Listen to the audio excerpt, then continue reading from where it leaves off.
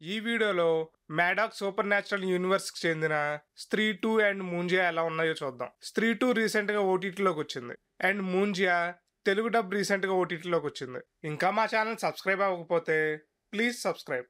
స్త్రీ 2 2018లో రిలీజ్ అయ్యి హిట్ అయిన స్త్రీ మూవీకి ఇది సీక్వెల్. మాకైతే సెకండ్ పార్ట్ కంటే ఫస్ట్ పార్టే బాగుంది. ఫస్ట్ పార్ట్ ఇంకా చూడకపోతే మిస్ అవ్వకండి. ఈ మూవీ స్టోరీ విషయానికి వస్తే ఫస్ట్ పార్ట్ లో టౌన్ లో ఉన్న మగవాళ్ళని స్త్రీ నుండి కాపాడారు హీరో అండ్ తన ఫ్రెండ్స్.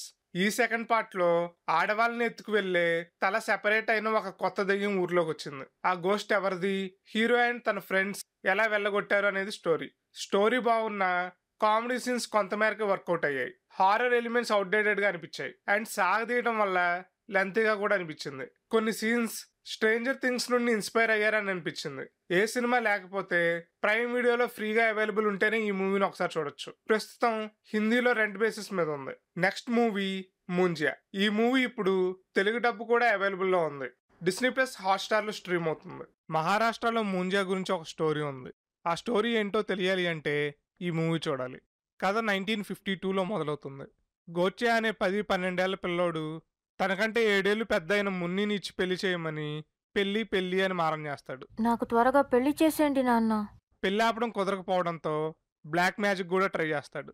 బట్ చనిపోయి మర్రి చెట్టు మీద ఉండే బ్రహ్మ రాక్షసుడు అవుతాడు. కొన్ని ఇయర్స్ తర్వాత స్టూడెంట్ అయిన బిట్టుకి మర్రి చెట్టు గురించి కళ్ళు వస్తూ ఉంటాయి.